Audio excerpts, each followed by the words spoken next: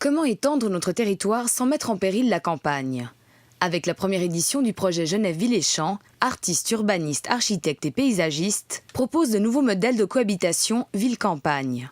Du bois de la Bâtie à Bernay, en passant par les communes de Lancy, Aunay et Confignon, 15 installations invitent à la réflexion. Le choix de ces communes, c'est d'une part parce qu'elles sont périurbaines, d'autre part parce qu'elles vont subir effectivement une pression démographique et qu'il y a de nombreux grands projets qui y sont planifiés. Tout le parcours a été fait le long de cette nouvelle ligne 14 qui est en fait une prémisse de la ville qui va s'étendre jusqu'ici. Dans un terrain vague du quartier des Marbriers, Sur la piste donne la parole à son quartier à travers récits et fiction. Le site accueillera également des soirées musicales et de lecture. Sur la rampe du pont de Lancy, un photobioréacteur pour cultiver des algues en milieu urbain interroge passants et conducteurs. Et au pied du même pont, avenue des Grandes Communes, l'œuvre La Promesse propose des produits de la région dans une machine Selecta installée au sommet d'une rampe monumentale.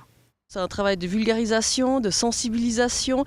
On est à la fois dans une exposition, on va dire, culturelle, mais aussi populaire. Il y a des fêtes, des animations, il y a un potager didactique. Par exemple, on montre aux gens comment on pourrait concrètement cultiver 3 tomates et 2 concombres, soit sur une petite parcelle quand on est dans les champs, mais aussi dans des bacs. C'est aussi des enjeux pour nous de dire améliorons, densifions la qualité des villes. Comme ça, les gens restent en ville, les gens ne vont pas aller ailleurs, ne vont pas aller manger des terres agricoles.